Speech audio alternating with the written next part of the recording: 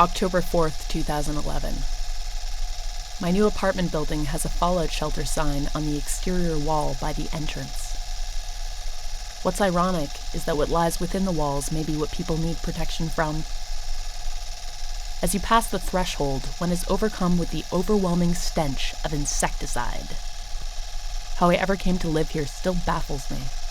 But alas, this is my first New York apartment.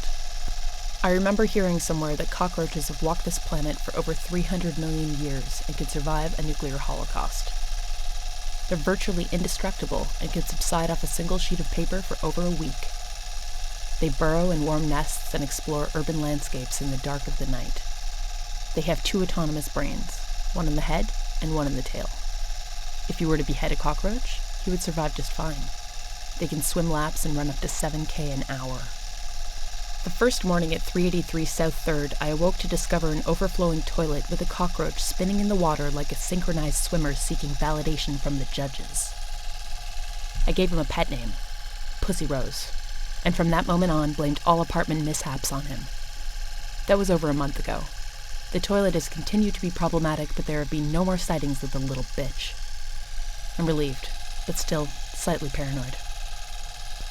October 10th, 2011. When I moved in last month, I vowed to keep the place neat and organized, but lately have been seriously lacking motivation. Last night I crawled out of bed as the sun was setting, having recovered just enough to entertain the thought of yet another night of brain-dead hedonism and debauchery. I tore apart my closet and settled on an outfit I would describe as Brooklyn swagger chic. I stood in the war zone and put on my face. Flash forward 8 hours. After choking back a slice of pizza that closely resembled a wedge of cardboard, I crept back into my nest at 6:15 a.m. I closed the blinds, swaddled myself in blankets, and shut off the light. As I lay with my eyes closed, I became aware of the heavy pattering of scurrying footsteps. Half-consciously going through the possibilities of who the culprit may be, images of cats and mice danced before me. One moment I was dozing off, and the next I was flying over the wreckage and shooting across the room towards the source of the sound. I swung the closet door open. Proud, arrogant, and fearless, a giant cockroach sauntered out from the wall and scurried over a heap of dresses and boots thrown across the floor. His shuffle was a cross between newly walking toddler and seasoned prison gangster. Pussy Rose was loud. Pussy Rose was quick. Pussy Rose was an asshole. I grew hysterical. The second he birthed that wall, I flew across the room and cowered on my bed and started yelling, "Fuck you, fuck you, fuck you." After drinking all night and having not slept in over 24 hours, I was incapable of rational thought or problem-solving ability.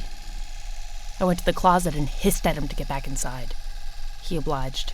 I shut the door briskly and blocked the crack underneath with a row of shoeboxes from my shopping spree the day before.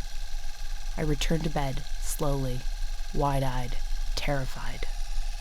For 10 minutes I was frozen, listening to the sound of Pussy Rose scratching on the closet door like a rabid zombie, or the last-ditch efforts of somebody buried alive.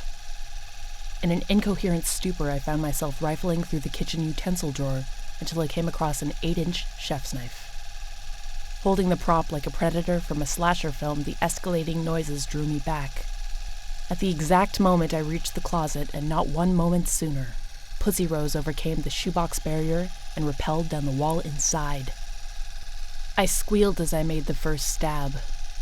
It penetrated Pussy Rose's torso, but the instant the blade came out, he continued to run around unscathed. I continued to thrust the blade into the box.